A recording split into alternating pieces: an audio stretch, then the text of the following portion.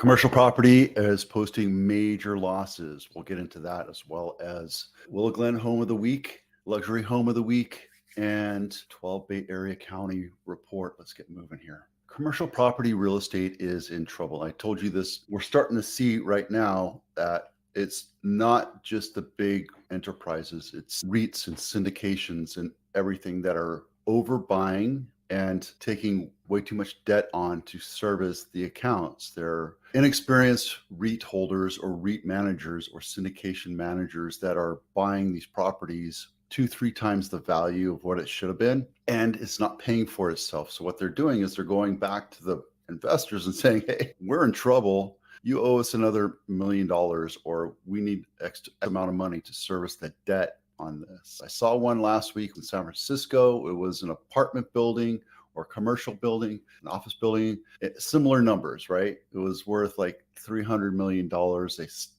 Somebody picked it up for $16 million.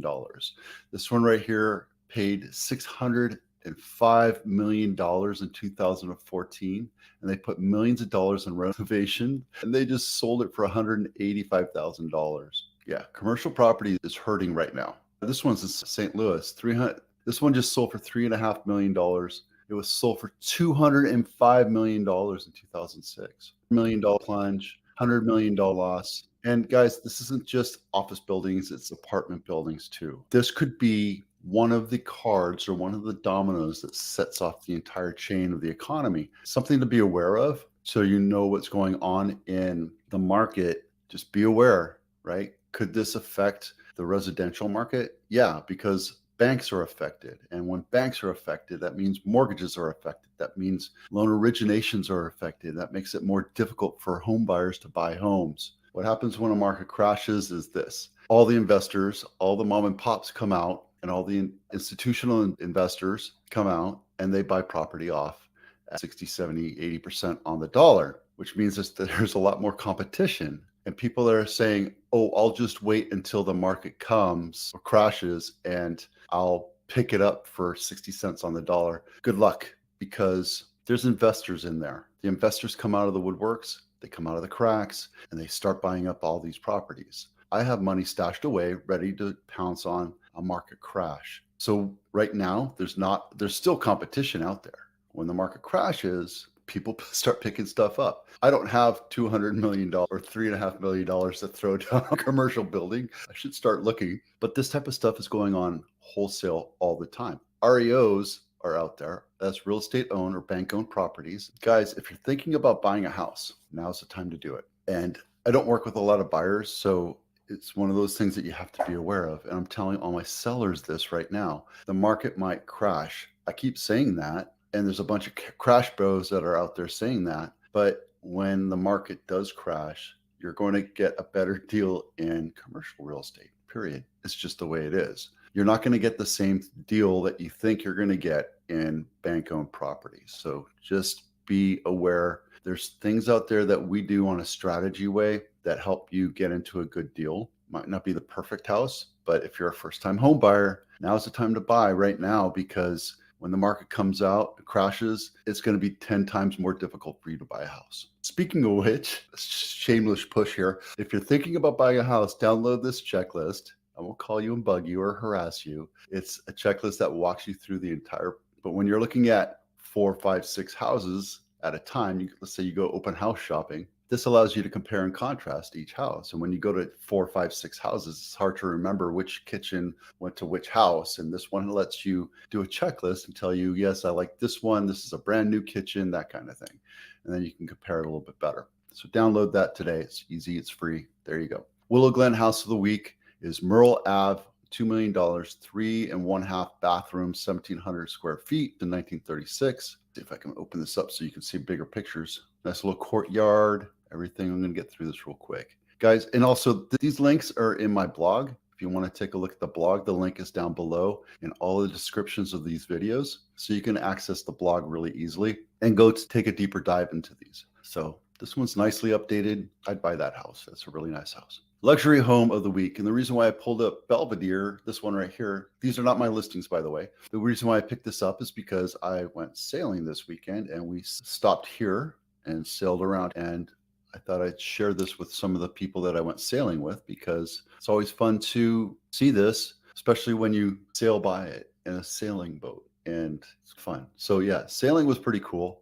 I'm not an avid sailor. I wouldn't say that I'm a proficient sailor. I run around, pull all the ropes for the skipper, and he tells me what he wants to have done, and I do it. That's the kind of sailing I like to do. The other part of the people that like to sit around and drink and eat and have fun, and that is absolutely fantastic. I just enjoy the running around part. For me, it's more tact or skill building for me. But look at this house. This is beautiful. And the best part about it, it's decreased in price. Went down a whole $500,000. 5 bedroom, 5 and 3/2 baths, 5,300 square feet, built in 1968, completely updated. This is a beautiful house with $1 million view. It only cost you $25 million to buy. Remember what we talk about with market makers and attracting the market. Even the big houses, even the big multi-million-dollar houses, sometimes they can't be market makers. So just take that with a grain of salt. Understand that you have to attract the buyer, because the buyer, even though it's a seller's market, the buyer is going to decide whether they want your house or not. This house right now, technically it should have sold. Something's going on. You just don't know. You take a look at all the other 36 multi-million-dollar houses, and they're sitting there. They're meant for billionaires to write a check. And some people are just sitting back waiting for the market to sit around and see what happens. So yeah, lots of opportunities out there, even here in Carmel by the Sea and 17-mile drive. So if you do want to go look at any of these houses, let me know. Happy to help you out. When you go to sell your house, or even if you're going through and doing your own inspection of a house you're in contract with, this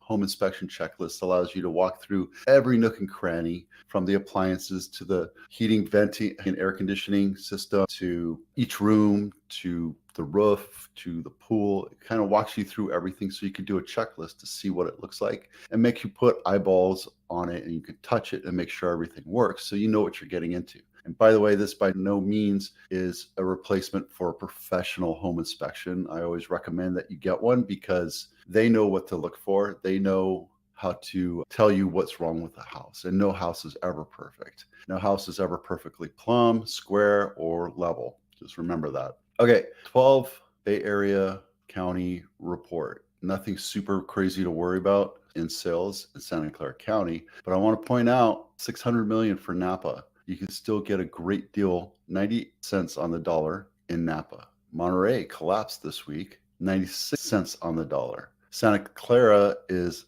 8 cents on the dollar. It went down huge this last week. San Mateo is 107. That actually went up, and San Francisco went down, but San Francisco's been piping it at 110 cents on the dollar for a very long time. So just keep in mind that things are topsy-turvy. Like San Benito, even though we're only at $200 million in sales volume and only 376 listings, it's up to 110, which is huge. It's a huge jump. So if you look at the averages, you see that it's crazy. Best buy, in my opinion, is still Napa. If you're looking to buy and you're looking for a second home, Napa is the second home area of the Bay Area. So think about that. And then Sonoma. Looks like everything's pretty much nominal. Santa Clara County, again, 177 homes in